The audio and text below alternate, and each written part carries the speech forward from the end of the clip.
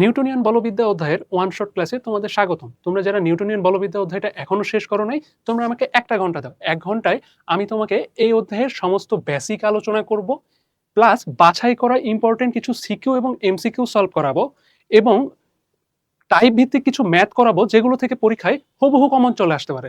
এক কথায় বলতে গেলে তোমরা আমাকে 1 ঘন্টা সময় দাও, এরপর তোমাদের এই অধ্যায় নিয়ে আর কোনো সমস্যাই থাকবে না। আমরা উচ্ছ্বাস এইচএসসির পক্ষ থেকে সকল সাবজেক্টের ওয়ান শট ক্লাস এই চ্যানেলটাতে আপলোড করতেছে। তোমরা যারা ইউটিউব থেকে দেখতেছো অবশ্যই চ্যানেলটা সাবস্ক্রাইব করে দিবা এবং কমেন্টে জানাবা তোমার কোন চ্যাপ্টারের কোন টপিকের ভিডিওটা নেক্সটে চাও। আর যারা ফেসবুক থেকে দেখছো অবশ্যই ফেসবুকে ফলো করে দিও এবং কমেন্ট করিও। তো কথা না বাড়িয়ে চলো আমরা আমাদের মেইন ক্লাসে যাই। আমাদের প্রথম প্রশ্ন এসেছে ঢাকা বোর্ড 2024 থেকে। তো এখানে দেখো কি বলছে, এখানে বলছে যে বান্দরবনের পাহাড়ি রাস্তার বাঁকে সুমন 200 কেজি ভরের, এইটা আমাদের একটা ইম্পর্টেন্ট ইনফরমেশন। একটি গাড়ি 60 কিলোমিটার/আওয়ার বেগে চালাইতেছে।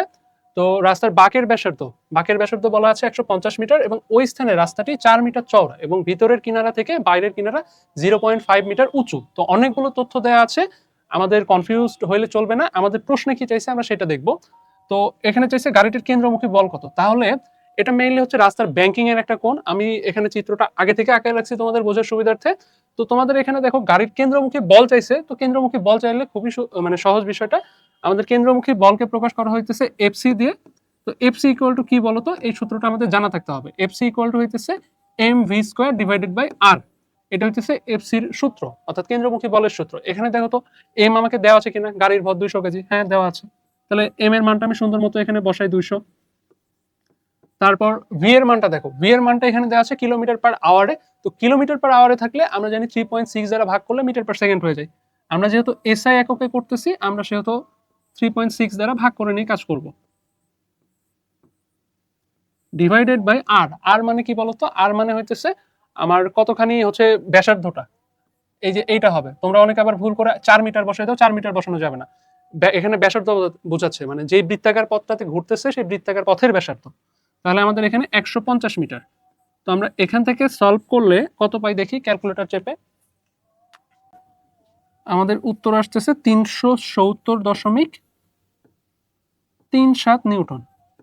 তাহলে আমাদের কেন্দ্রমুখী বলের মান হইতেছে 370.37 নিউটন। গ নাম্বার প্রশ্নটা খুবই ইজি ছিল, আমাদের কেন্দ্রমুখী বল চাইছে, জাস্ট কেন্দ্রমুখী বলের সূত্রটা জানলে কিন্তু হয়ে যাইতেছে।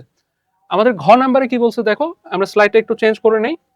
আমাদের ঘ নাম্বারে চাইছে হচ্ছে ঘূর্ণন রাস্তার বাঁকটি নিরাপদে গাড়িটি চলতে পারবে কিনা, অর্থাৎ যে বাঁকটা নিতেছে বাঁকটা নিরাপদে সে নিতে পারবে কিনা, এটা ভেরিফাই করতে বলছে। এখন তোমাদের এই প্রশ্ন পড়ে মাথার মধ্যে প্যাচ লাগতে পারে, কি নির্ণয় করব, কি নির্ণয় করতে বলছে।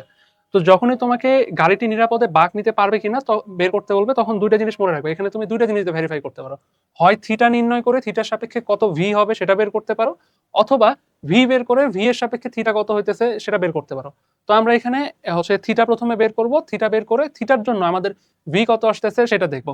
তো থিটা কিভাবে আসতেছে, কিভাবে কি সম্পর্কিত আমি তোমাকে বুঝিয়ে দিচ্ছি। এখানে দেখো আমাদের রাস্তাটা দেখতে অনেকটা এইরকম। এখানে যা যা ইনফরমেশন দেওয়া আছে আমরা একটু বসাই। 0.5 মিটার উঁচা, তাহলে এটা হচ্ছে 0.5 মিটার। আমার হচ্ছে রাস্তাটা চওড়া কতখানি বলা আছে, রাস্তার চওড়া বলা আছে 4 মিটার, তার মানে হচ্ছে এই দৈর্ঘ্যটা 4 মিটার, এটা আমাকে বলা আছে। আর আমাদের ব্যাসার্ধ মানে রাস্তার বাঁকের ব্যাসার্ধ বলছে 150 মিটার, ওটা এখানে লাগতেছে না। তো এখানে দেখো পিথাগোরাস তুমি যদি খাটাও, পিথাগোরাস খাটায় খুব সহজে থিটার মানটা বের করে নিতে পারবা। এখানে কি দেওয়া আছে বলতো, এই থিটার সাপেক্ষে এটা হচ্ছে লম্ব আর এটা হচ্ছে অতিভুজ। তাহলে আমরা কি জানি, লম্ব ডিভাইডেড বাই অতিভুজ করলে কি হবে বলতো, আমাদের সাইন থিটার মানটা পাবো। তাহলে সাইন থিটা ইকুয়াল টু আমরা লিখতে পারি, এখানে সাইন থিটা ইকুয়াল টু হচ্ছে আমার লম্ব হচ্ছে 0.5 আর অতিভুজ হচ্ছে 4। তাহলে থিটা ইকুয়াল টু 0.5, আচ্ছা আমাদের এটা সামনে সাইন ইনভার্স আসবে,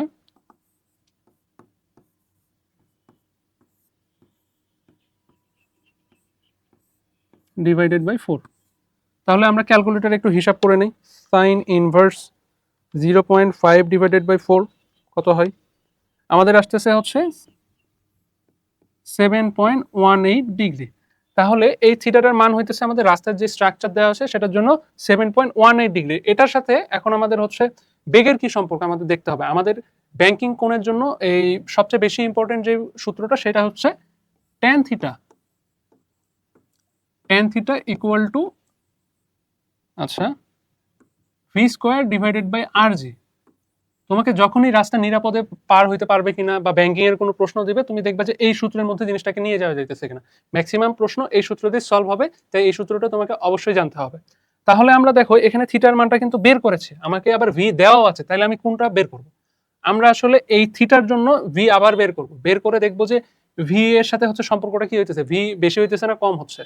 তাহলে বেশি হচ্ছে না কম হচ্ছে এটার উপর ডিপেন্ড করে আমরা বলতে পারবো যে হচ্ছে রাস্তাটা নিরাপদে বাঁক নিতে পারবে কি পারবে না। তাহলে দেখো ট্যান থিটার মান আমরা এখানে বসাই, ট্যান 7.1 ডিগ্রি ডিভাইডেড বাই আর এর মান তো আমরা কিছুক্ষণ আগেই দেখলাম, আর হচ্ছে 150, আর জি কত বলো তো 9.8, এটা তো মুখস্থ মান। তাহলে এখান থেকে ভি স্কোয়ারের মানটা কত আসে আমরা একটু ক্যালকুলেটরের সাহায্যে বের করে নেই। এখানে আসতেছে ভি স্কোয়ারের মানটা 185.18। তাহলে ভি এর মানটা কত আসে বলো তো, এটাকে আমরা জাস্ট রুট করে দেব।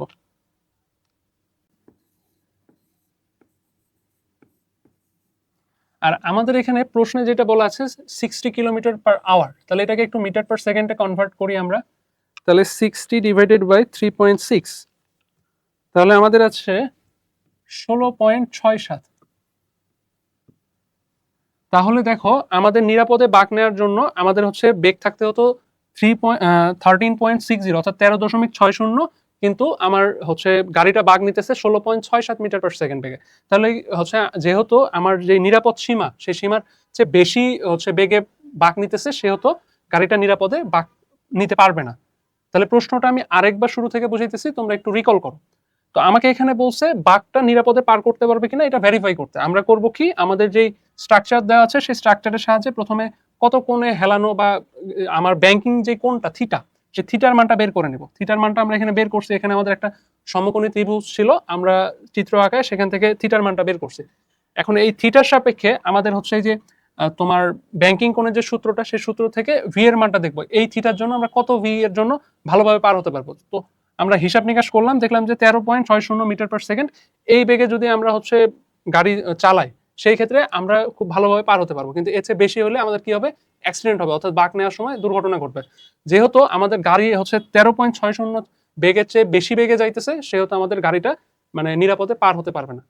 তো আমরা পরীক্ষার খাতায় এই ম্যাথমেটিক্যাল ক্যালকুলেশন দেখাবো, এরপর নিচে স্টেটমেন্ট দেবো এইভাবে, উপরের গাণিতিক বিশ্লেষণ থেকে বলা যায় গাড়িটি নিরাপদে পার হতে হলে সর্বোচ্চ 13.60 মিটার পার সেকেন্ড বেগে যাইতে পারবে, কিন্তু আমাদের উদ্দীপকের গাড়িটি 16.67 মিটার পার সেকেন্ড বেগে যেহেতু যাচ্ছে, সেহেতু সে নিরাপদে বাঁক নিতে পারবে না। আশা করি ম্যাথটা বুঝতে পারছো। আমরা নেক্সট ম্যাথের দিকে যাব।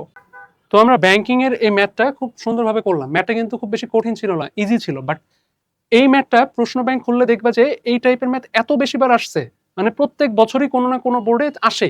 তো এই ম্যাথটার ইম্পর্টেন্স আমি যতগুলো ম্যাথ করাবো তার মধ্যে সবচেয়ে বেশি। তো তোমরা এই ম্যাথটা অনেক গুরুত্ব দিয়ে করবা, এবং এই টাইপের ম্যাথ দেখবা যে আর কোনো অসুবিধা হইতেছে না এই ম্যাথটা করার পর। আমরা নেক্সট ম্যাথে যাই, নেক্সট ম্যাথে কি বলছে দেখা যাক। তো নেক্সট ম্যাথটা আসছে রাজশাহী বোর্ড 2024 সালের। তো এখানে বলছে যে একজন সার্কাসের খেলোয়াড় 60 সেন্টিমিটার দীর্ঘ সুতা এক প্রান্তে 80 গ্রাম ভরের একটি বস্তুকে বেঁধে উলম্ব তলে প্রতি মিনিটে 180 বার ঘোরাচ্ছেন। ভালো কথা। তো পরে তিনি সুতার দৈর্ঘ্য 10% কমিয়ে এবং প্রতি মিনিটে ঘূর্ণন সংখ্যা 5% বৃদ্ধি করে বস্তুকে আনুভূমিক তলে ঘোরাতে থাকেন। এখন গ নাম্বার প্রশ্ন কি বলছে দেখো, বস্তুটি যখন উলম্ব তলের সর্বোচ্চ বিন্দুতে, এখানে উল্লেখ করে দিচ্ছে সর্বোচ্চ বিন্দুতে অবস্থান করে, তখন সুতার টান নির্ণয় করো। আমাদের টান নির্ণয় করতে হবে। তাহলে আমাদের আগে এখানে অনেকগুলো ইনফরমেশন দেওয়া আছে, তো কনফিউজ হলে চলবে না, ঘটনা কি ঘটছে সেটা আগে বুঝতে হবে, তারপর ধীরে ধীরে প্রসিড করতে হবে। তো আমাদের এখানে বলছে সার্কাস খেলোয়াড় সুতায় হচ্ছে একটা ভর বেঁধে ঘুরাইতেছে। কিভাবে ঘুরাইতেছে, দুই ভাবে ঘুরানো যায়, একটা হচ্ছে উলম্ব আর একটা হইতেছে আনুভূমিক। তো প্রথম ক্ষেত্রে এখানে বলে দিছে উলম্ব ভাবে ঘুরাইতেছে, এই যে উলম্ব ভাবে কথাটা উল্লেখ আছে। তো এখানে উলম্ব ভাবে ঘোরাচ্ছে, তাহলে বলছে প্রতি মিনিটে 120 বার ঘুরাইতেছে। প্রতি মিনিট এখানে বাংলা কথাই লিখে আছে, বাট এটা একটা নিউমেরিক্যাল ডাটা, এটা মাথায় রাখতে হবে। তো আমাদের চাইছে টান কত। এখন এখানে ঘটনাটা কি ঘটতেছে, যখন জিনিসটা হচ্ছে উলম্ব ভাবে ঘোরানো হইতেছে, এরকম করে ঘোরানো হইতেছে, দেখতেছো যে এখানে আমি চিত্র আঁকাইছি, অনেক কয়টা পয়েন্ট আছে, আমাদের বলছে সর্বোচ্চ বিন্দু। সর্বোচ্চ বিন্দু মানে হইতেছে এই বিন্দুটা, ঠিক আছে। তো এই বিন্দুতে যখন বস্তুটা অবস্থান করতেছে, বস্তুর উপর কি কি কাজ করতেছে আমাদের দেখতে হবে। বস্তুর প্রথমে আসে ওজন। ওজনটা কোন দিকে কাজ করবে, অবশ্যই নিচের দিকে কাজ করবে, তাই না। এটা হইতেছে এমজি, লিখলাম এমজিটা নিচের দিকে কাজ করতেছে। এখন তোমাদের মাথায় রাখতে হবে একটা বিষয়, তুমি যখন একটা বস্তুকে বৃত্তাকার পথে ঘুরাইতেছো সেখানে অবশ্যই কেন্দ্রমুখী বল থাকতে হবে। কেন্দ্রমুখী বলে যোগান না দিলে বস্তুটা ঘুরতে পারবে না। তাহলে এখানে একটা বল পাইলাম mg, আরেকটা বল হচ্ছে টান বল। সুতার টান বল কোন দিকে কাজ করবে? তুমি যেখানে ধরে থাকবে সেই বরাবর সুতার টান বল কাজ করবে, অর্থাৎ টান বলটাও নিচের দিকে কাজ করবে বা কেন্দ্রের দিকে কাজ করবে বলতে পারো, এটা হচ্ছে টান বল। এখন আমি কি বললাম কিছুক্ষণ আগে, কেন্দ্রমুখী বল অবশ্যই থাকবে। তাহলে কেন্দ্রমুখী বলটা কত আমরা প্রকাশ করতেছি এফসি দ্বারা। তো এই সর্বোচ্চ বিন্দুর জন্য আমি যদি এখন ইকুয়েশনটা লিখি কি দাঁড়াবে বলতো? আমি এটা এ বিন্দু দিলাম, তাহলে এ বিন্দুর জন্য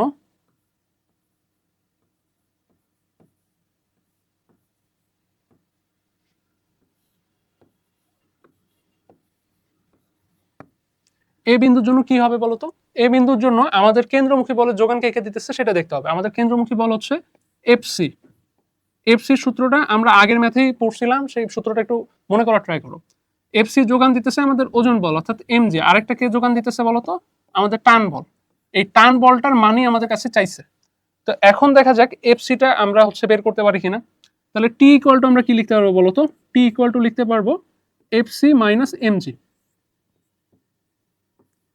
এফসি মানে আমরা কি পড়ছিলাম গত ম্যাথে? আচ্ছা, T equal to M V square divided by R, তাই না? তো এইটা হইতেছে আমাদের এখন পর্যন্ত অবস্থা। তাইলে এইটা হচ্ছে আমরা ইকুয়েশন নাম্বার 1 দিলাম, ঠিক আছে? তো এখানে দেখো আমাদের এমটা জানি, জিটা জানি, আরও মোটামুটি বলে দেওয়া আছে। এই যে সুতার দৈর্ঘ্যটাই হচ্ছে আমাদের আর, ঠিক আছে, 60 সেন্টিমিটার। তো এখানে বলছে এখন যেটা নাই সেটা হইতেছে ভি। ভি তোমাকে দেওয়া নাই, ভি হইতেছে রৈখিক বেগ। কিন্তু তোমাকে এখানে দেখো বলছে যে প্রতি মিনিটে 120 বার ঘোরাইতেছে। তো এই তথ্য দ্বারা তুমি কৌণিক বেগটা বের করতে পারো। তো ওমেগা ইকুয়াল টু কি বের করা যায়, কি লেখা যায় একটু চিন্তা করো তো। আমরা একটু এখানে আসি। ওমেগা এটা হচ্ছে আমার কৌণিক বেগ। কৌণিক বেগ জানলে আমরা সেখান থেকে রৈখিক বেগটা বের করতে পারবো। তাহলে কৌণিক বেগের সূত্র হইতেছে 2 পাই এন ডিভাইডেড বাই টি, তাই না? তো এন কি? এন হচ্ছে কতবার ঘোরাইতেছে? প্রতি মিনিটে 120 বার। তাহলে এটা 120, টি মানে কত? 60 সেকেন্ড। তাহলে আমরা এখানে বসাই। তাহলে এখান থেকে আমরা ক্যালকুলেটর দিয়ে হিসাব করলে কত পাই দেখাতো?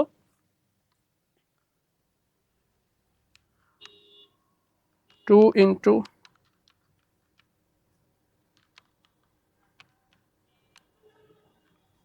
আমাদের আসতেছে ওমেগার ভ্যালু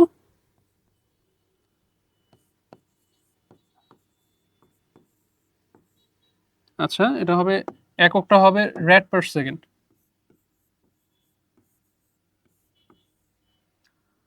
তো এটা তো আমরা ওমেগা নির্ণয় করলাম, তাই না? ওমেগার সাথে ভি এর সম্পর্কটা কি বলতো? ভি সমান সমান ওমেগা আর। তাহলে V equal to omega into R আমরা বসিয়ে দেবো। তাহলে আর এর ভ্যালুটা এখানে কত বলতো? আর এর ভ্যালুটা হইতেছে আমাদের 60 সেন্টিমিটার আছে, তাহলে আমরা 10 টু দি পাওয়ার -2 দ্বারা গুণ করব। তাহলে এইখান থেকে আমরা ভিটা পেয়ে গেলাম। তাহলে এই ভিটাই আমরা এখানে সূত্রে বসাবো। তাহলে আমরা হচ্ছে নেক্সট পেজে চলে যাই। তো আমাদের মেইন সূত্রটা ছিল হচ্ছে, মেইন ইকুয়েশনটা ছিল দেখো, T equal to M V square minus M G. তো এটা ছিল, এখানে আমরা ভি পাইতেছিলাম না, ভি আমরা এখন ওমেগার সাহায্যে বের করব। আমাদের ওমেগার ভ্যালুটা কত বলতো? ওমেগার ভ্যালুটা হইতেছে 12.56 ইন্টু 60 ইন্টু 10 ইনভার্স 2। তো আমরা এখানে ক্যালকুলেটর দিয়ে হিসাব করলে কত পাই দেখো তো? এখানে আসতেছে 7.53 মিটার পার সেকেন্ড, তাই না? তাহলে এই ভ্যালুটাই আমরা এখানে টি এর গিয়ে বসাবো। তাহলে বসায় দেই। তাহলে টি ইকুয়াল টু কত হবে? আমরা একবারে ইকুয়েশনটা লিখে ফেলি। এম হইতেছে 80 গ্রাম, তাহলে 80 into 10 to the power -3 into V square মানে 7.53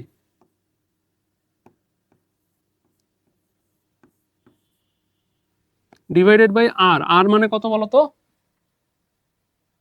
আর মানে হচ্ছে 60 সেন্টিমিটার। তাহলে 60 into 10 inverse 2 M V square divided by R লিখলাম। এবার এমজি, এমজি মানে কত?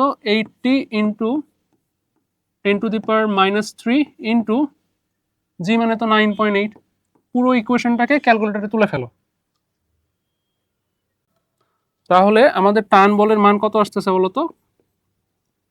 6.77 নিউটন। তাহলে এইটাই হইতেছে আমাদের উত্তর। তাহলে আমাদের গ নাম্বার প্রশ্নে দেখো যেটা চাইছিল, বস্তুটি যখন উলম্ব তলের সর্বোচ্চ বিন্দুতে থাকবে তখন আমাদের টান বল নির্ণয় করতে হবে। তাহলে আমরা পুরো কনসেপ্টটাই বুঝলাম। আমরা আগের স্লাইডটাতে একটু যাই। আগের স্লাইডে দেখো আমাদের প্রথমে বুঝতে হবে যে এটা একটা হচ্ছে ওই সুতায় ভর বেঁধে ঘুরানোর টাইপ। তো এই ক্ষেত্রে আমাদের হচ্ছে উলম্ব না আনুভূমিক এটা প্রশ্ন করে বুঝতে হবে। আমরা প্রশ্নে দেখলাম যে উলম্ব আছে, তাহলে উলম্ব ভাবে চিত্রটা আঁকাইছি, আঁকায় বলছে এখন কোন বিন্দুতে, অনেক কয়টা বিন্দু হতে পারে, আমাদের এখানে বলছে সর্বোচ্চ বিন্দুতে। তো আমরা সর্বোচ্চ বিন্দুটা নিচ্ছি, তারপর বিষয়টাকে আমরা হচ্ছে এখন দেখছি যে আমাদের কেন্দ্রমুখী বলে তো যোগান দিতে হবে। তো কেন্দ্রমুখী বলের যোগান কে কে দিচ্ছে সেটা আমরা খেয়াল করলাম। তো দেখতেছি এখানে কেন্দ্রের দিকে টান বলও আছে, আমার ওজন বলও আছে। এই জন্য আমরা লিখছি FC equal to M G plus T. সেখান থেকে টি এর ইকুয়েশন বের করছি। সমস্যা হয়েছিল ভি তো ডিরেক্টলি দেওয়া নেই, কিন্তু ভি এর এখানে কি বলা আছে, এখানে বলা আছে কৌণিক যেই বেগটা, সেই বেগটা তোমার বের করার জন্য যেগুলো প্রয়োজনীয় ডাটা সেগুলো দেওয়া ছিল। আমরা কৌণিক বেগ বের করছি, সেটাকে ইউজ করে রৈখিক বেগ ভিতে নিয়ে গেছি। ভিতে যখন নিয়ে গেছি তখন আমাদের ম্যাথের সবগুলো ডাটাই আছে, আমরা ইজিলি ক্যালকুলেটরের সাহায্যে সলভ করতে পারবো। আশা করি ম্যাথটা বুঝতে পারছো। এই ম্যাথটাও পরীক্ষার জন্য অনেক ইম্পর্টেন্ট, অনেকগুলো বোর্ডে অনেকবার করে ম্যাথটা আসছে। আমরা এর পরের ম্যাথটা অর্থাৎ ঘ নাম্বার ম্যাথটা দেখবো একটু। আমাদের কি বলছে, উলম্ব তলে এবং আনুভূমিক তলে ঘূর্ণনের সময় বস্তুর কৌণিক ভরবেগ সমান হবে কিনা। আচ্ছা, কৌণিক ভরবেগ মানে কি বলতো? আমাদের নরমালি ভরবেগ মানে হইতেছে পি ইকুয়াল টু হইতেছে এম ভি, তাই না? আর কৌণিক ভরবেগ এল ইকুয়াল টু হইতেছে আই ওমেগা। তো এখানে বিষয়টা হইতেছে আমাদের যখন প্রথম ক্ষেত্র এবং দ্বিতীয় ক্ষেত্রে গিয়েছি আমাদের ঘটনা মোটামুটি সেমই আছে। আমাদের আই মানে হচ্ছে জড়তার ভ্রামক, তোমরা জানো হয়তো জড়তার ভ্রামক। তো জড়তার ভ্রামকের সূত্র এই ক্ষেত্রে হবে কি বলতো, যেহেতু একটা বিন্দু ভর টাইপের জিনিস, সেহেতু আমরা জড়তার ভ্রামকের সূত্র লিখতে পারবো হাফ এম আর স্কোয়ার। তো এই ক্ষেত্রে আমি ব্র্যাকেটে লিখে দিলাম হাফ এম আর স্কোয়ার। তো বিষয় না, জড়তার ভ্রামক দুই ক্ষেত্রে সেম থাকবে, তাহলে ভ্যারি করতেছে কি বলতো, ভ্যারি করতেছে হচ্ছে ওমেগা। এখন ওমেগা যার বেশি হবে তার কৌণিক ভরবেগ বেশি হবে, আর ওমেগা যার কম হবে তার কৌণিক ভরবেগ কম হবে।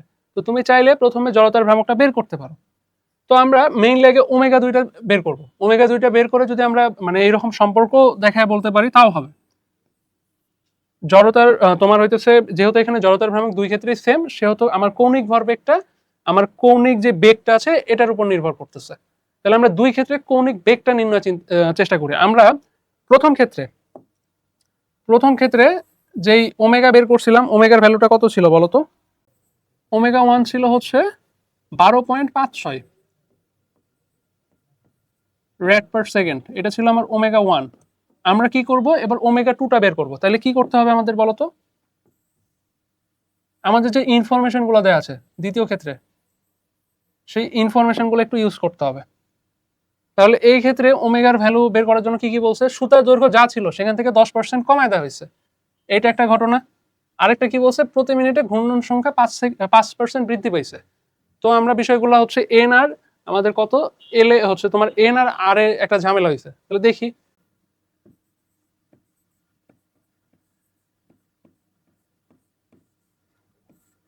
তাহলে এখানে টি কত বলতো, টি যে 60 সেকেন্ড ছিল সেই 60 সেকেন্ডই থাকবে, 2 পাই যা ছিল তাই থাকবে। এন 5% বাড়ছে, অর্থাৎ এন কত ঘুরতেছিল, 120 বার ঘুরতেছিল।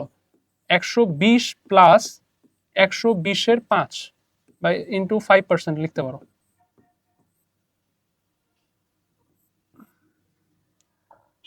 তাহলে এখানে যদি হিসাব করি আমরা, আমাদের এখানে আসতেছে omega equal to 13.19 red per second. তাহলে দেখো আমাদের ওমেগার মানটা এখানে অটোমেটিকলি, যেহেতু আমাদের হচ্ছে এই পাক সংখ্যাটা অর্থাৎ কতবার ঘুরছে একক সময় সেটা বাড়ানো হয়েছে, সেহেতু আমাদের ওমেগার মানটা অটোমেটিকলি বেড়ে গেছে। আমরা কি দেখলাম বলতো, এল সমানুপাতিক ওমেগা, অর্থাৎ কৌণিক ভরবেগ কৌণিক বেগের সমানুপাতিক। যেহেতু আমাদের ওমেগা টু এর মানটা বেশি, সেহেতু আমাদের কি হবে, হচ্ছে আমাদের কৌণিক ভরবেগটা বেশি হবে। তাহলে তোমরা এইভাবে বিষয়টা বলতে পারো স্টেটমেন্টে। তোমরা বলবে যে যেহেতু আমাদের জড়তার ভ্রামক সেম আছে, আমাদের জাস্ট ভ্যারি করতেছে হচ্ছে ওমেগা, ওমেগার সাথে সম্পর্ক হচ্ছে কৌণিক ভরবেগের সমানুপাতিক। আমরা গাণিতিক আলোচনা থেকে দেখলাম ওমেগা টু এর মানটা ওমেগা ওয়ানের চেয়ে বেশি, সেহেতু আমাদের দ্বিতীয় ক্ষেত্রে আমাদের কৌণিক ভরবেগের মানটা বেশি হবে। আশা করি ম্যাথটা বুঝতে পারছো। ম্যাথটা খুবই ইম্পর্টেন্ট, পরীক্ষায় অনেক কয়বার এই টাইপের ম্যাথ আসছে, এই ম্যাথটা অবশ্যই প্র্যাকটিস করবা। প্রশ্ন ব্যাংক খুলে দেখবা যে বাদ বাকি যে ম্যাথগুলো আছে সেম টাইপেরই আছে, ইজিলি করতে পারতেছো, কোনো অসুবিধা হবে না। আমাদের ঘ নাম্বার প্রশ্নে কি বলেছে বলতো, আমাদের বলছে যে উলম্ব তলে এবং আনুভূমিক তলে ঘূর্ণনের সময় বস্তুটির কৌণিক ভরবেগ সেম হবে কিনা বা কোনটা বেশি হবে। তো কৌণিক ভরবেগের সূত্র কি বলতো, এল ইকুয়াল টু আমরা কি লিখতে পারি, এল ইকুয়াল টু হইতেছে আই ওমেগা। এখন কথা হচ্ছে আই মানে কি, আই মানে হচ্ছে আমাদের জড়তার ভ্রামক। তাহলে জড়তার ভ্রামক, তো জড়তার ভ্রামক এখানে যেহেতু একটা বিন্দু ভর টাইপের অবস্থা, সেহেতু আমরা কি লিখতে পারি, সূত্রটা হাফ এম আর স্কোয়ার, তাই না? তাহলে আমরা যদি জড়তার ভ্রামক দুই ক্ষেত্রে নির্ণয় করতে চাই, তাহলে এখানে আই ওয়ান ইকুয়াল টু কি হবে বলতো, হাফ এম আর স্কোয়ার। আচ্ছা এখানে দেখো একটা বিষয় আছে, আমরা আর দিব না, আর ওয়ান দিব। আর ওয়ান কেন দিব, আর এখানে খেলোয়াড় হচ্ছে 60 সেন্টিমিটার একটা সুতা ব্যবহার করছিল, কিন্তু এখানে প্রশ্ন বলছে সুতার দৈর্ঘ্য দ্বিতীয় ক্ষেত্রে 10% কমানো হয়েছে। তাহলে 10% কমাইলে কি হলো, সুতার দৈর্ঘ্য চেঞ্জ হলো, দৈর্ঘ্য চেঞ্জ হলে আমার জড়তার ভ্রামক কিন্তু চেঞ্জ হয়ে যাবে। তো জড়তার ভ্রামক চেঞ্জ হলে এই জন্য আমাদের আর ওয়ান এবং আর টুটা ব্যবহার করতে হবে। এই সুতার দৈর্ঘ্য চেঞ্জ হওয়ার কারণেই তো আমার জড়তার ভ্রামক চেঞ্জ হলো, এই কারণে দুইটা জড়তার ভ্রামক হবে। তো এখানে একটু খেয়াল করো, তাহলে আমাদের আর ওয়ান এর ভ্যালু কত বলতো, আমাদের আর ওয়ান এর ভ্যালুটা আমরা এখানে লিখি, আর ওয়ান হচ্ছে 60 সেন্টিমিটার, 60 ইন্টু 10⁻⁻², আর আর টুটা কত হবে বলতো, আর টুটা হবে 60 ইন্টু 10%, তার সাথে আমরা 10⁻² করে দেব। বুঝতে পারতেছো আশা করি, খুব বেশি অসুবিধা হবে না, আমরা মানটা এখানে একটু লিখে ফেলি কষ্ট করে। 60 ইন্টু বা 0.54 মিটারও লিখতে পারো তুমি, বিষয় না। তাহলে আমরা আই ওয়ান নির্ণয়ে ফিরে আসি। তাহলে আই ওয়ান ইকুয়াল টু আমরা কি লিখবো বলতো, আমরা এগুলো একটু মিশে দিই, এগুলো লাগতেছে না আমাদের। আই ওয়ান ইকুয়াল টু লিখবো হচ্ছে হাফ এম মানে হচ্ছে আমার 80 ইন্টু 10⁻³ ইন্টু কত আমার বলতো 0.6, অর্থাৎ 60 সেন্টিমিটার যেটা সেটা স্কোয়ার। তাহলে এখানে দিয়ে দিই 0.5 ইন্টু 80 ইন্টু 10⁻³ ইন্টু 0.6 স্কোয়ার। তাহলে কত আসে, আমার জড়তার ভ্রামক আসতেছে 0.0144। আমার এটার একক হইতেছে কত, কেজি, আর এটার একক হইতেছে মিটার, তাহলে কেজি মিটার স্কোয়ার। এটা হইতেছে আমার জড়তার ভ্রামক। পরীক্ষায় অবশ্যই এককগুলো দিবা, এককগুলো না দিলে স্যাররা মনক্ষুণ্ণ হইতে পারে, পরীক্ষায় মার্ক কাটতে পারে, তাই এককের বিষয়টা খুব সেন্সিটিভ। তাহলে আই টু আমরা বের করবো, আর সূত্র লিখলাম না, আমরা ডিরেক্ট বসাই দিলাম হাফ ইন্টু 80, আমার ভর তো কোনো চেঞ্জ হয় নাই, 10⁻³ ইন্টু কত বলতো, আমার এই ক্ষেত্রে 0.54, যেহেতু আমার 10% কমে গেছে।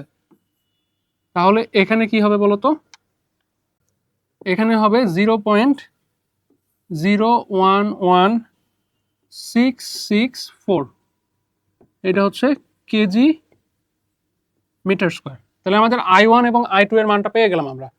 আমরা তাহলে মান দুইটা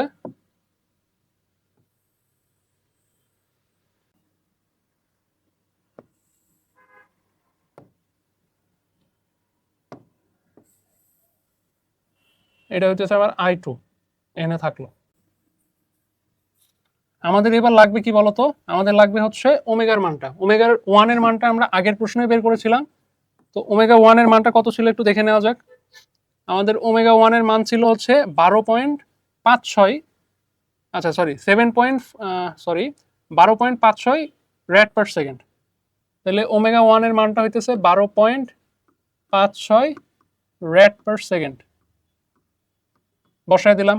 ওমেগা টু নির্ণয় করতে চাই, সেম ভাবে সেম সূত্র, omega two equal to 2 pi n divided by T, তাই না? তো 2 পাই মানে কি, 2 পাই মানে 2 পাই, n এর এখানে একটা ব্যাপার স্যাপার ঘটবে, আমরা এখানে কি দিব, n ড্যাশ দিলাম। যাও, 120 বার ঘোরাচ্ছে, 5% বৃদ্ধি করাইছে, তাহলে 100 n ড্যাশটা আমরা কিভাবে বের করবো বলতো, n ড্যাশটা হইতেছে 120 যোগ 120 ইন্টু 5%, ঠিক আছে? ক্যালকুলেটরে দাও, 126 হচ্ছে, বসায় দাও 126 ডিভাইডেড বাই টি। আমাদের সময় কি কোনো চেঞ্জ হয়েছে, চেঞ্জ হয় নাই, 60 মিনিট। তাহলে ক্যালকুলেশন করি আমরা ক্যালকুলেটরের সাহায্যে। ওমেগা 2 আসতেছে 13.19। তাহলে ওমেগা 1 পাইলাম, ওমেগা 2 পাইলাম। তাহলে আমরা এখানে এক লাইনে L1 ইকুয়াল টু কি করব, I1 ইন্টু ওমেগা 1টা বের করব। I1 কত ছিল আমাদের? 0.0144, 0.0144 ইন্টু 12.56।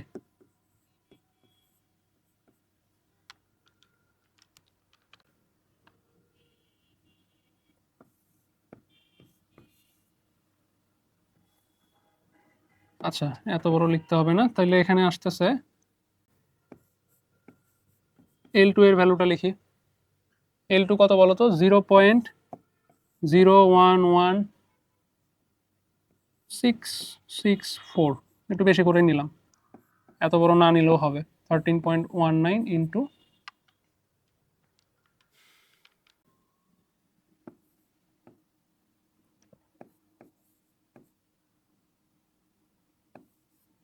তাহলে এখানে ইউনিটগুলো লিখবা, বুঝতে পারলা? ইউনিটগুলো লিখে নিবা। তাহলে দেখো আমাদের L1 আর L2 বের করে কোনটা বেশি হইতেছে বলো তো? আমার 1 নাম্বারটা বেশি হইতেছে। তাহলে আমরা কি বলবো যে উলম্বভাবে এবং আনুভূমিক তলে ঘূর্ণনের সময় বস্তুদ্বয়ের কৌণিক ভরবেগ সমান হবে না, আমাদের প্রথম ক্ষেত্রে কৌণিক ভরবেগটা বেশি হবে। এই ছিল আমাদের ঘ নাম্বার প্রশ্ন। আশা করি ম্যাথটা বুঝতে পারছো। ম্যাথটা অনেক বেশি ইম্পর্টেন্ট। এই টাইপের ম্যাথ বারবার পরীক্ষায় রিপিট হয়, তো তোমরা এই ম্যাথটা খুব ভালো করে বুঝবা। দেখবা যে পরীক্ষার প্রশ্নে যখন এই টাইপের ম্যাথ আসবে আর কোনো অসুবিধা হবে না। ইভেন তোমরা যখন কোশ্চেন ব্যাংক খুলবা, কোশ্চেন ব্যাংক খুললেও তোমাদের এই টাইপের যখন ম্যাথ আসবে, এই ম্যাথে আর কোনো ঝামেলা হবে না। আমরা এবার নেক্সট ম্যাথে যাব। আমাদের নেক্সট প্রশ্নটা দিনাজপুর বোর্ড 2024-এর জড়তার ভ্রামকের উপর। জড়তার ভ্রামক টপিকটা তোমরা অনেকেই বুঝতে পারো না, অনেকেরই সমস্যা আছে। তো এই ম্যাথটা একটু ভালো করে দেখো, বোর্ড পরীক্ষাগুলোতে এই টাইপের ম্যাথগুলো অনেক বেশি আসে। তো এই ম্যাথটা তুমি যদি ভালো করে দেখো, বাদ বাকি যে ম্যাথগুলো আছে ওই ম্যাথগুলো ইজিলি সলভ করতে পারবে। তো এখানে কি বলছে দেখো, একটা হচ্ছে সুষম দণ্ড দেয়া আছে আর তোমাকে আরেকটা গোলক দেয়া আছে। এখানে বলছে যে গোলকের ভর হইতেছে 1/2 কেজি, 0.5 কেজি ভর। তো সেটা প্রতি মিনিটে 60 বার ঘুরতেছে। আমরা গত ম্যাথেও দেখলাম এরকম একটা ইনফরমেশন দেওয়া ছিল, প্রতি মিনিটে কতবার ঘুরতেছে। এখান থেকে আমরা কি বের করছি? ওমেগা বের করছি। এটা বুঝতে হবে। প্রশ্নে যে ডাটাটা দেওয়া আছে, ডাটাটা কি জন্য দেওয়া আছে সেটা দিয়ে কি বের করতে পারবা। এই জিনিসগুলো যখন ধরতে শিখে যাবা তখনই ফিজিক্সের ম্যাথ ইজি হয়ে যাবে। তো পরবর্তীতে বলা হয়েছে যে দণ্ডটিকে এর দৈর্ঘ্যের সমান ব্যাস, দৈর্ঘ্যের সমান ব্যাস, দৈর্ঘ্য কত? 1 মিটার। তাহলে এটার ব্যাস কত বলো তো? এটার ব্যাস তোমাকে ইনডিরেক্টলি বলে দিচ্ছে, এটার ব্যাস হইতেছে 1 মিটার। তো এটা অনেকে আবার ব্যাসার্ধ ধরে সলভ করতে পারো, তখন কিন্তু ম্যাথ ভুল হয়ে যাবে। ব্যাস মানে হচ্ছে পুরাটা, আর ব্যাসার্ধ মানে হচ্ছে এর অর্ধেকটা। একটি পাতলা চাকতি, এটা একটা চাকতি। চাকতি খুবই ইজি।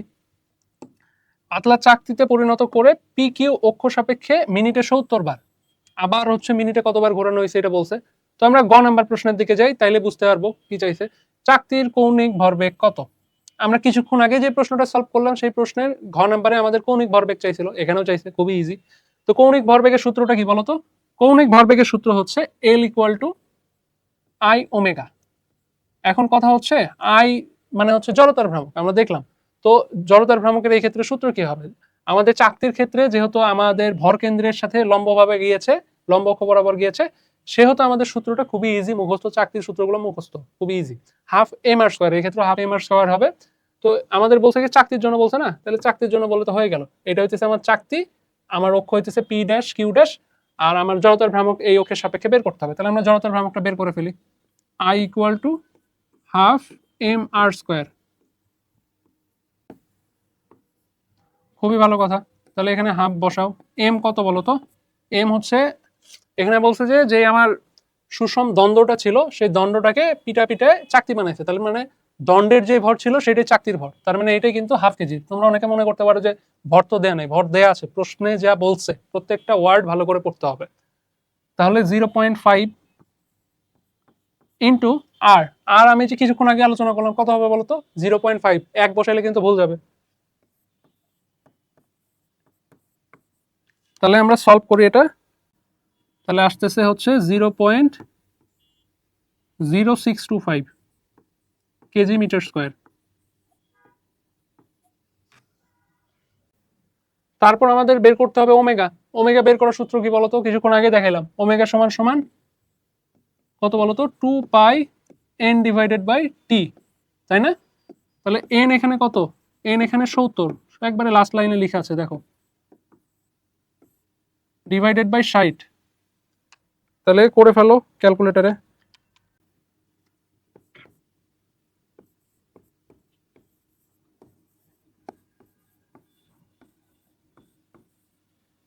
তাহলে আমাদের ওমেগা চলে আসছে 7.33 রেড পার সেকেন্ড। তাহলে এখন আমরা কি করবো এল নির্ণয়ের জন্য? এই দুটো জাস্ট গুণ করে দেবো, খুবই ইজি ম্যাথ।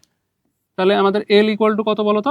আই হইতেছে হচ্ছে, আমরা সূত্র লিখবো না, আমরা ডিরেক্ট ভ্যালুগুলো বসাই দিব, 0.0625 ইন্টু, আর এখানে হচ্ছে ওমেগার মান হচ্ছে 7.33 রেড পার সেকেন্ড। তাহলে গুণ করে দিই।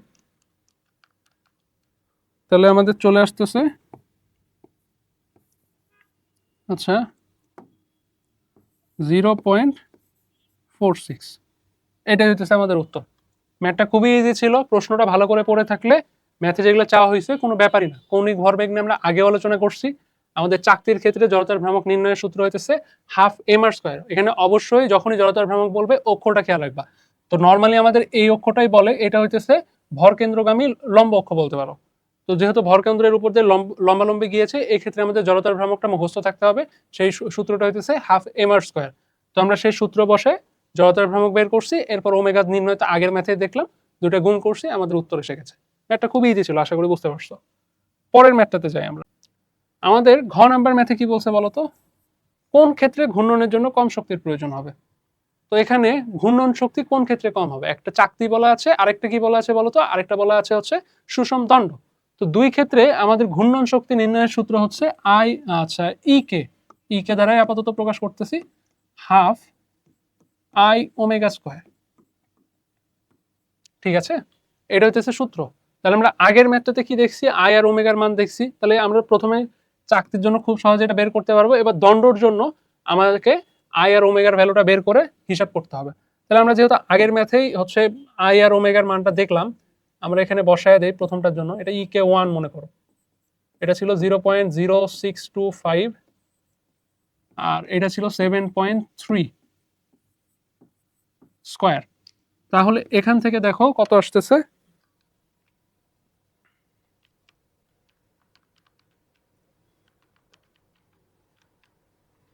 আমাদের এখান থেকে ভ্যালুটা আসতেছে 1.679 দিলাম ইন্টু, আচ্ছা 9 এই পর্যন্তই।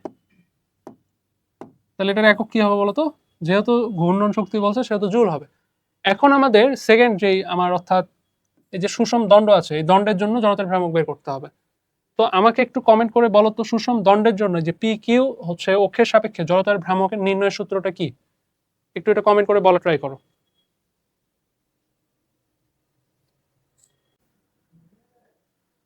তাহলে এই ক্ষেত্রে আমাদের সুষম দণ্ডের পি কিউ অক্ষের সাপেক্ষে জড়তার ভ্রামক নির্ণয়ের সূত্র হইতেছে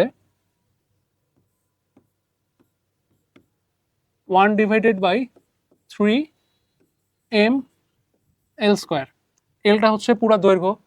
তাহলে এখানে দেখো এম আমাদের আগেও যা ছিল এখনো তাই। এম কত বলো তো? এম হচ্ছে 0.5 আর এল হইতেছে 1 মিটার।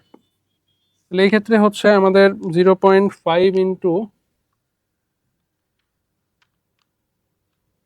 তাহলে এখানে জড়তার ভ্রামক আসতেছে, আচ্ছা এই পাশে লিখি,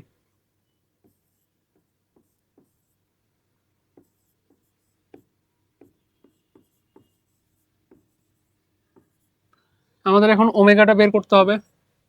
আমরা একবারে বের করে ফেলি, সূত্র আর লিখবো না। 2 পাই ইন্টু, আমাদের হচ্ছে একটু আগে গিয়ে দেখে আসি কতবার করে ঘুরছে, 60 বার করে ঘুরছে, তাহলে তো ইজি। এখানে 60 হবে, নিচেও 60 হবে।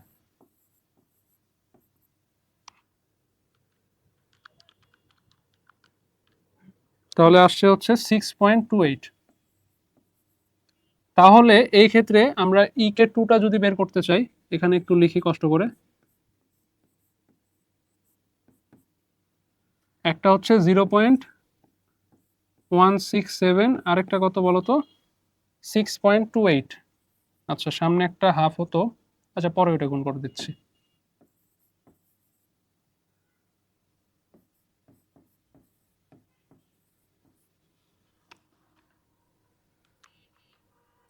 তাহলে 0.167 ইন্টু 0.5 ইন্টু 6.28 স্কোয়ার। তাহলে 3.29 জুল। তাহলে দেখো আমাদের জিজ্ঞাসা করছে কোন ক্ষেত্রে ঘূর্ণনের জন্য কম শক্তির প্রয়োজন হবে, কোন ক্ষেত্রে ঘূর্ণনের জন্য কম শক্তির প্রয়োজন হবে। আমরা উভয় ক্ষেত্রে ঘূর্ণন শক্তিটা বের করলাম, তাহলে দেখতে পারতেছি প্রথম ক্ষেত্রে 1.67 আর দ্বিতীয় ক্ষেত্রে 3.29। তাহলে আমাদের প্রথম ক্ষেত্রে অর্থাৎ চাকতির জন্য, চাকতিকে আমরা প্রথম ক্ষেত্র কনসিডার করছি, চাকতির জন্য ঘূর্ণন শক্তির কম প্রয়োজন হবে। আশা করি ম্যাথটা বুঝতে পারছো। এই ম্যাথটা পাওয়ার জন্য তোমাকে কিছুই না, জাস্ট চাকতি এবং সুষম দণ্ডের যেই জড়তার ভ্রামকের সূত্রগুলো এগুলো একটু ভালো করে পাঠতে হবে, তাহলে হয়ে যাবে। তোমাদের বোর্ড পরীক্ষার জন্য চাকতি এবং এই সুষম দণ্ড এই দুটো টপিক, মানে এই দুটো টপিকে যে জড়তার ভ্রামক নির্ণয় সংক্রান্ত ব্যাপার স্যাপার আছে এইগুলো খুব ভালো করে দেখবা, এগুলো খুবই ইম্পর্টেন্ট, তোমাদের পরীক্ষা আসলে এগুলোর মধ্যে থেকে আসবে। এবার আমরা এই অধ্যায়ের সবচেয়ে বেশি ইম্পর্টেন্ট কিছু বাছাই করা এমসিকিউ সলভ করব, যেগুলো থেকে পরীক্ষায় প্রায় আসে এবং এগুলো তোমরা সলভ করে গেলে এগুলো থেকে কমন পাবাই, কোনো না কোনো বোর্ডে চলে আসবে দেখবা। তো কথা না বাড়িয়ে আমরা এমসিকিউ গুলো সলভ করা স্টার্ট করি। আমাদের প্রথম প্রশ্নে কি বলছে বলতো, কৌণিক ভরবেগের মাত্রা সমীকরণ নির্ণয় করো। এই মাত্রা জিনিসটা খুবই ইম্পর্টেন্ট। এখানে যে কয়টা রাশি আছে যেমন জড়তার ভ্রামক, টর্ক, বল, এই সংক্রান্ত রাশিগুলোর প্রত্যেকটার মাত্রা তোমরা প্র্যাকটিস করে যাবা পরীক্ষার হলে, তাহলে খুব সহজেই দাগাতে পারবা এবং মাত্রা থেকে এই তোমার বোর্ড পরীক্ষার এমসিকিউ বলো বা অ্যাডমিশনের এমসিকিউ বলো চলে আসে। তো মাত্রার সমীকরণ বের করার জন্য আমাদের প্রথমে সূত্রটা লিখতে হবে। চাইছে কি কৌণিক ভরবেগ, কৌণিক ভরবেগ ইকুয়াল টু এল সমান সমান আমরা লিখতে পারি এই সূত্রটা এম ভি আর, আমাদের নির্ণয় করতে সুবিধা হবে। এম মানে কি ভর, ভরের জন্য আমরা নিতে পারি এম, ভি মানে হচ্ছে বেগ, বেগ মানে কি বলতো এল টি ইনভার্স, আর আর মানে কি, আর মানে তো একটা লেন্থ, তো এটার জন্য আমরা নিতে পারি হচ্ছে এল। তাহলে আমাদের বিষয়টা দাঁড়াইতেছে কি বলতো এম এল স্কোয়ার, আচ্ছা এল স্কোয়ার টি ইনভার্স, এটা একবারে আমি লিখে দিলাম। তাহলে এটা হইতেছে আমার সঠিক উত্তর। তাহলে এটা কত নাম্বারে আছে দেখো তো, M L square T inverse, ঘ নাম্বার। তাহলে ঘ নাম্বারটা হচ্ছে আমার কারেক্ট অ্যান্সার। তাহলে চলো, খুবই ইজি ছিল, নেক্সট প্রশ্নে যাই। এখানে বলছে 1000 কেজি 10,000 কেজি ভরের একটি রেলগাড়ি এত আচ্ছা ব্যাসার্ধই বলছে, ব্যাস বলে না, বৃত্তাকার পথে এত বেগে, আবার সেই যে ব্যাংকিং এর আমরা একটা ম্যাথ করলাম না সিকিউতে, সেই ম্যাথের মতো বেগে গতিশীল রেল লাইনের পাত দুটির মধ্যবর্তী দূরত্ব দেওয়া আছে। তাহলে জিজ্ঞাসা করছে বাইরের পাতটি ভিতরের পাত থেকে কত উঁচু হবে। অর্থাৎ বিষয়টা হইতেছে এইরকম, আমরা যদি একটু আঁকানো ট্রাই করি,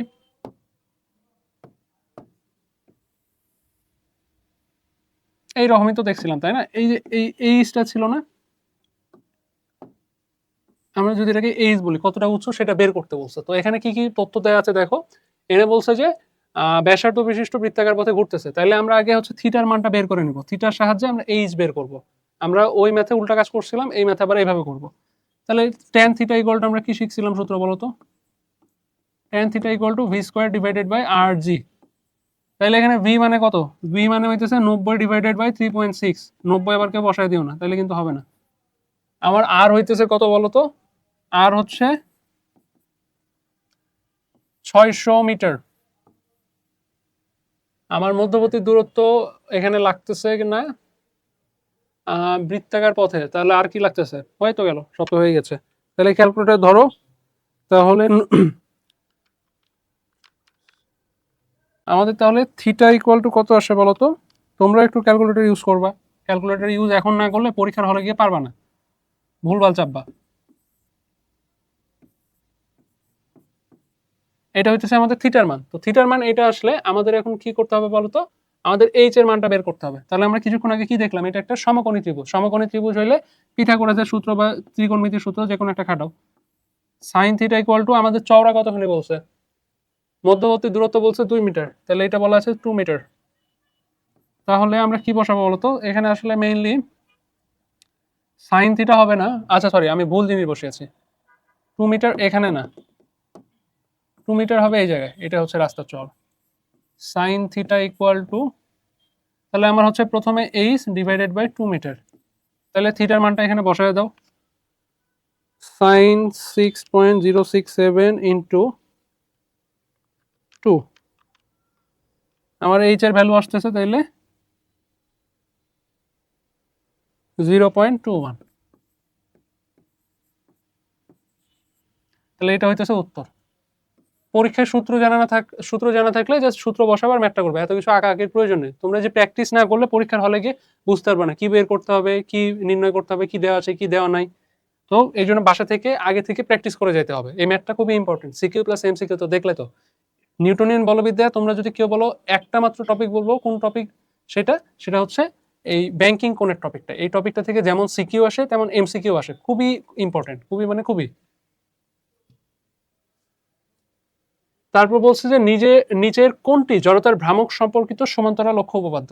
তোমরা যারা হচ্ছে জানো না তাদের বলে রাখি, জড়তার ভ্রামক সম্পর্কিত দুইটা উপপাদ্য আছে, একটা হচ্ছে লম্ব অক্ষ উপপাদ্য আর একটা হচ্ছে সমান্তরাল অক্ষ উপপাদ্য। তো সমান্তরাল অক্ষ উপপাদ্যে আমাদের ঘ নাম্বারটা হচ্ছে এটা। তো সমান্তরাল অক্ষ উপপাদ্যে বলা হয় এইরকম, আমাদের মনে করো একটা একটু অল্প করে আলোচনা করে দেই তাহলে বুঝতে সুবিধা হবে তোমাদের। আমরা কি বলতো, আমরা হচ্ছে আই জি এর ভ্যালুটা জানি তাই না? মানে এটা মনে করো পি কিউ একটা অক্ষ যেটা ভর কেন্দ্র দিয়ে গেছে, তো সেইটা সাপেক্ষে জড়তার ভ্রামক জানি আই জি। এখন তোমাকে যে কোনো একটা জড়তার অক্ষ দিয়ে বললো এক্স ওয়াই, সেই এক্স ওয়াই সাপেক্ষে জড়তার ভ্রামক নির্ণয় করতে হবে। তাহলে কিভাবে করবা? এটা হচ্ছে সমান্তরাল অক্ষ উপপাদ্যতে করবা। তো এদের মধ্যবর্তী দূরত্বটা মনে করবা যে এইচ, তোমাকে এই হয়তো প্রশ্নে বলা থাকবে। তো সেই ক্ষেত্রে আমরা I X Y equal to বা জড়তার ভ্রামক আই ইকুয়াল টু লিখতে পারবো আই জি। মানে আমাকে যেই হচ্ছে অক্ষের সাপেক্ষে বলবে সেই অক্ষের সমান্তরাল কোনো একটা অক্ষ নিতে হবে যেটা ভর কেন্দ্র দিয়ে গেছে। তো এই ক্ষেত্রে আমাদের I G plus M H square. M হইতেছে আমার দণ্ডর ভর আর এইচ হইতেছে সমান্তরাল অক্ষ দুইটার মধ্যবর্তী দূরত্ব। তাহলে আমাদের সঠিক উত্তর হইতেছে ঘ নাম্বার। আশা করি বুঝতে পারছো। তারপর বলছে বলের মাত্রা একক কি? খুবই ইজি। এফ ইকুয়াল টু কি বলতো? এফ ইকুয়াল টু হচ্ছে এম এ। এম মানে এম এর জন্য আমরা বড় হাতের এম নিব। এ মানে কি বলতো? এল টি ইনভার্স টু। আচ্ছা, এখানে মাত্রা একক চাইছে, তাহলে তো হয়ে গেল। এটার জন্য হচ্ছে কেজি, তাই না? আর এটার জন্য কত বলতো? Metre per second inverse two. তাহলে খ নাম্বার হচ্ছে আমার কারেক্ট অ্যান্সার। ঘর্ষণ বল কোন বলের অন্তর্গত? তো ঘর্ষণ বলের সাথে তো আমার নিউটন প্রোটন এগুলা তেমন তো কোনো সম্পর্ক নেই, বোঝাই যেতেছে, মানে আন্দাজ করেও দাগানো যায়। এটা হচ্ছে মহাকর্ষ বল হবে, খুবই ইজি ছিল। তারপর বলছে জড়তার ভ্রামকের মাত্রা একক কত? মাত্রা একক দেখছো বারবার ঘুরে আসতেছে। মাত্রা এককটা খুবই ইম্পর্টেন্ট, দেখে সোজা টপিক মনে হইলেও এখান থেকে বোর্ড পরীক্ষায় বলো অ্যাডমিশনে বলো অনেক প্রশ্ন আসে, তোমরা এটা প্র্যাকটিস করে যাবে। তাহলে আমার আই ইকুয়াল টু আমরা নর্মালি কি লিখি? M R square. যদি আমার নর্মাল সূত্র লিখতে চাই তাহলে এম আর স্কোয়ার হইলে কি হবে বলতো? আমার হচ্ছে এম মানে কি? এম মানে বড় হাতের এম। আর মানে কি? আর মানে হইতেছে এল, এল এর উপর স্কোয়ার, তাহলে এম এল স্কোয়ার। তাহলে আমার খ নাম্বার হচ্ছে কারেক্ট অ্যান্সার। এখানে বলছে কৌণিক ভরবেগের পরিবর্তনের হার কোনটি বা কোনটির সমান? ভরবেগের পরিবর্তনের হার যেটা সমান সেটা হইতেছে বল, আর কৌণিক ভরবেগের পরিবর্তনের হার মানে কৌণিক ব্যাপারটা আসলে বলকে আমরা কোনটা দ্বারা রিপ্লেস করি? টর্ক দ্বারা। তাহলে এটার উত্তর হবে টর্কের সমান। আর এটা যদি শুধু কৌণিক কথাটা না থাকতো, ভরবেগের পরিবর্তনের হার কি হইতো? তখন হইতেছে বলের সমান হইতো। আশা করি বুঝতে পারছো। তারপর খুবই ইজি প্রশ্ন, জগতে মৌলিক বলের সংখ্যা কয়টি? এটা মুখস্থ প্রশ্ন, 4টি, বিভিন্ন জায়গায় আসে, জানা রাখবে এটা।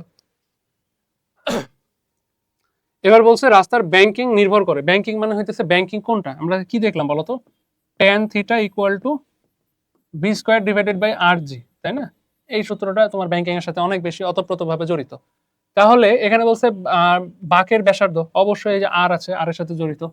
গাড়ির ভরের উপর, এখানে আমাদের কোনো জায়গায় কোনো এম আছে? নাই। এম না থাকলে এম এর কোনো গুরুত্ব নাই, তার মানে এটা হবে না। তারপর কি আছে? গাড়ির বেগের উপর, এই যে ভি দেওয়া আছে, তাহলে গাড়ির বেগের উপর, তার মানে আমার সঠিক উত্তর হইতেছে কি বলতো? 1 আর 3। ব্যাংকিং থেকে আবারও একটা প্রশ্ন আসছে। তারপর দেখো, একটি গাড়ি এত বেগে বাঁক নিতে গিয়ে বৃত্তাকার পথে গতিশীল আছে, রাস্তার ব্যাংকিং কোণ কত চাইছে, অর্থাৎ থিটার মান চাইছে। তো এখানে দেখো থিটাটা আমরা দেখলাম কয়েকটা সূত্র আছে, সাইন থিটার সূত্র আছে, ট্যান থিটার সূত্র আছে। আমাদের যেটা সুবিধা হয়, এখানে যা ইনফরমেশন দেওয়া আছে আমরা সাইন থিটার সূত্রেই যাই। সাইন থিটা ইকুয়াল টু আমার লম্ব, লম্ব মানে হইতেছে 0.2 আর অতিভুজ মানে হইতেছে 8।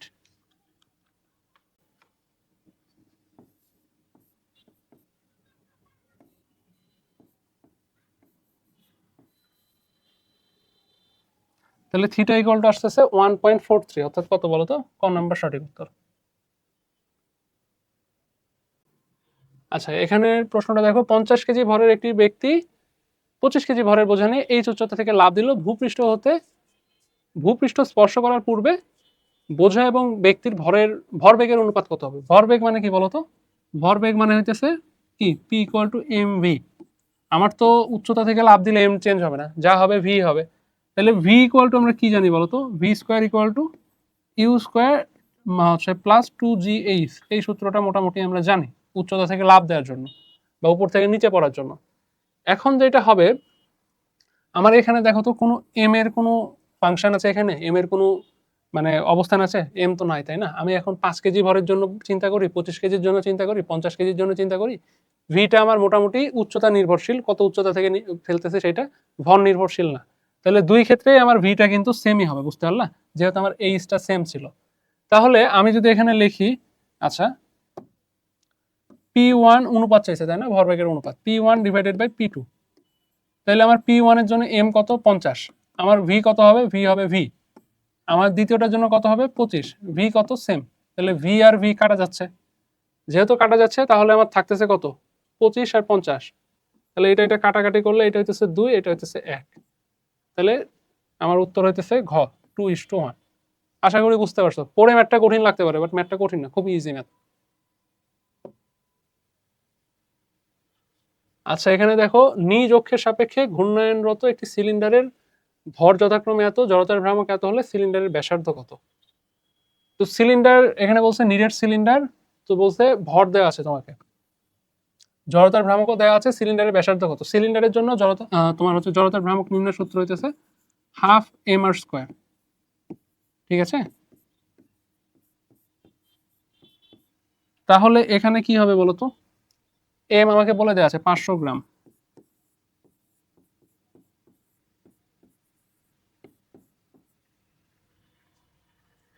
আর কত বলতো? আটটাই আমাদের বের করতে হবে সিলিন্ডারের ব্যাসার্ধ। আর জড়তার ভ্রামক দেওয়া আছে এইদিকে 0.25। ক্যালকুলেটর নাও, এখানে আর স্কোয়ার বসাও।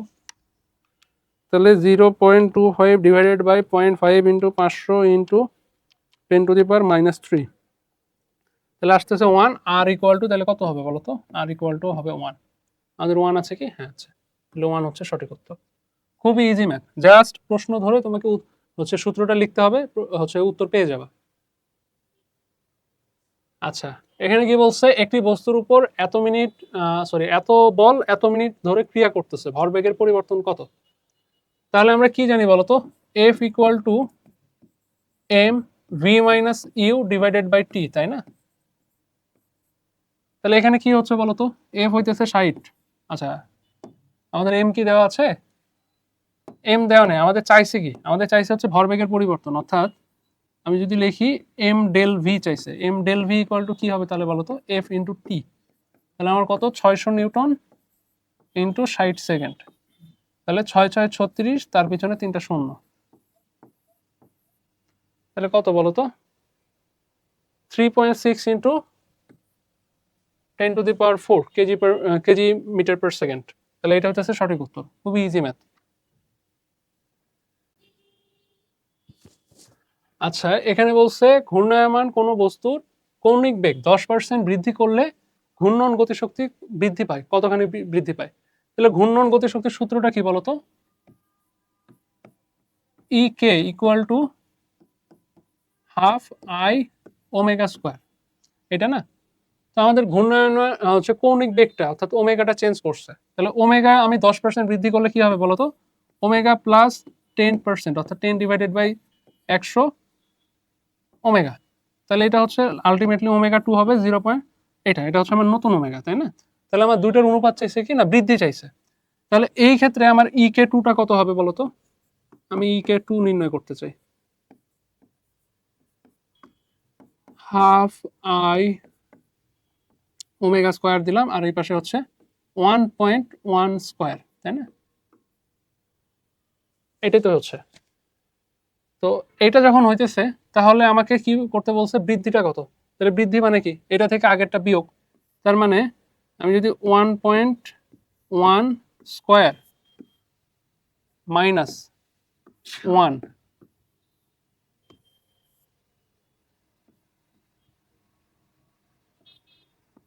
ই কে দেই, খুব তো বেশি পার্থক্য হবে না, তাই না? ই কে 1। তাহলে এইটা হচ্ছে আমার বৃদ্ধি, আর আগে কতখানি ছিল? আগে ছিল হচ্ছে EK1 পরিমাণ, অর্থাৎ এই পরিমাণ। আগে ছিল আমার এই পরিমাণ, পরে গিয়ে হলো আমার এই পরিমাণ, তাহলে বৃদ্ধিটা কতখানি হয়েছে? সবই তো সেম আছে, জাস্ট 1.1 স্কোয়ারটা একটু অ্যাড হয়েছে এক্সট্রা করে। তাহলে এখান থেকে যদি আমরা হিসাব করি, এইটা আর এইটা কাটাকাটি যায়, তাহলে ক্যালকুলেটরের সাহায্যে হিসাব করলে 1.1 স্কোয়ার মাইনাস 1 ইন্টু 100 করলে কত আসে? 21%। তাহলে এটা হইতেছে আমার সঠিক উত্তর। ম্যাথটা কিন্তু খুবই ইজি, জাস্ট একটু ঘোরপ্যাচ লাগে যাইতে পারে, মান দেওয়া নেই ডিরেক্ট, জাস্ট তোমাকে এখানে বলছে কি এখানে কত পার্সেন্ট কৌণিক বেগ বৃদ্ধি করছে সেটা বলে দিচ্ছে। এনে বলছে ক্রিয়া এবং প্রতিক্রিয়া বলের মধ্যে কোন কত? ক্রিয়া প্রতিক্রিয়ার সবচেয়ে ভালো উদাহরণ হইতেছে তুমি যখন হাঁটতেছো, তুমি হাঁটলে কি হইতেছে?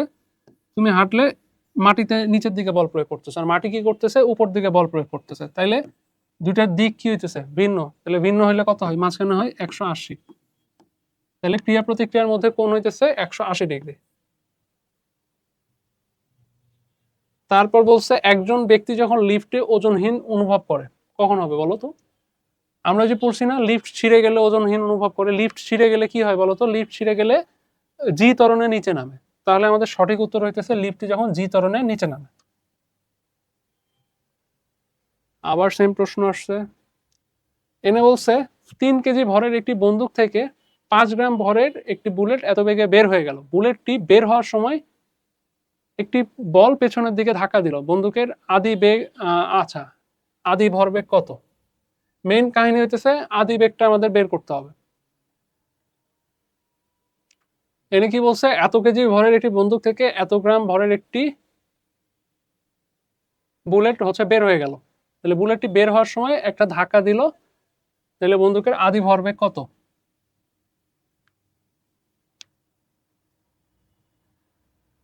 আমাদের এই টাইপের ক্ষেত্রে আমরা এই রকম সূত্রটা লিখি।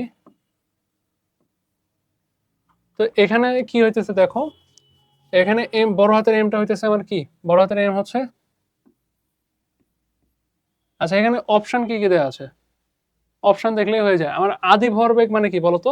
আদি অবস্থায় হচ্ছে বন্দুকটা কি রকম অবস্থায় ছিল? স্থির অবস্থায় ছিল। তার শেষ ভরবেগ এখন যখন ওই বন্দুকটা থেকে গুলি বের হয়ে যাইতেছে তখন সে একটা ধাক্কা দিতেছে। তার মানে আদি অবস্থায় যেহেতু বন্দুকের কোনো বেগ ছিল না, আমার এইদিকে সূত্রের দিকে যাইতে হবে না, কমন সেন্সের। আমার যেহেতু আদি অবস্থায় কোনো বেগ ছিল না বন্দুকের, সেহেতু আমার ভরবেগটা হবে 0। তাহলে এটা হইতেছে কারেক্ট অ্যান্সার। তাহলে দেখো 5 কেজি ভরের একটি বস্তু এত মিটার পার সেকেন্ড বেগে এত মিটার ব্যাসার্ধের বৃত্তাকার পথে ঘড়ির কাঁটার দিকে ঘুরছে, কেন্দ্রীয় বলের দিক কোন দিকে হবে? এটা এখানে অনেক কয়টা ইনফরমেশন দেওয়া আছে, এতগুলো ইনফরমেশনের দরকারই নাই। কেন্দ্রীয় বলের দিক সবসময় কোন দিকে বরাবর হয় বলতো? কেন্দ্রের দিকে। তাহলে কেন্দ্রটা দক্ষিণ থেকে কোন দিকে যাইতেছে বলতো? কেন্দ্রটা যাইতেছে হচ্ছে আমার উত্তরের দিকে। তাহলে আমার সঠিক উত্তর কি হবে? কেন্দ্রীয় বলের দিক হবে কোন দিকে? উত্তর দিকে। তাহলে এটার উত্তর হচ্ছে উত্তর দিক। আচ্ছা এখানে কি বলছে আমাদের? মেবি এটা লাস্ট প্রশ্ন। 2 কেজি ভরের একটি চাকার ব্যাস এত, এতে এত কৌণিক ত্বরণ সৃষ্টি করতে কত টর্ক প্রয়োগ করতে হবে? তাহলে বলছে এখানে কতখানি টর্ক সৃষ্টি করতে হবে, টর্ক। তাহলে টর্ক ইকুয়াল টু আমরা কি জানি বলতো? টর্ক ইকুয়াল টু আমরা জানি হইতেছে আই ইন্টু আলফা। চাকার জন্য আই মানে হচ্ছে হাফ এম আর স্কোয়ার। এখানে তো বলেই দেওয়া আছে ব্যাস, তাহলে এখান থেকে হবে ব্যাসার্ধ 25 সেন্টিমিটার।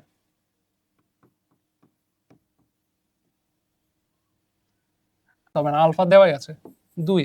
তাহলে এই 2 আর এই 2 কাটা, আমাদের এম আর আর স্কোয়ারের গুণফল বের করতে হবে। 2 কেজি ভর আর হইতেছে 25 ইন্টু 10⁻⁻², 0.125 হবে। তাহলে 0.125, এটা হচ্ছে কারেক্ট অ্যান্সার। এই ছিল আমাদের নিউটনিয়ান বলবিদ্যা অধ্যায়ের উপর সম্পূর্ণ আলোচনা। তোমাদের এখান থেকে বেছে বেছে সবচেয়ে বেশি ইম্পর্টেন্ট এবং পরীক্ষায় আসতে পারে এই ধরনের ম্যাথগুলো আমি প্র্যাকটিস করাইছি।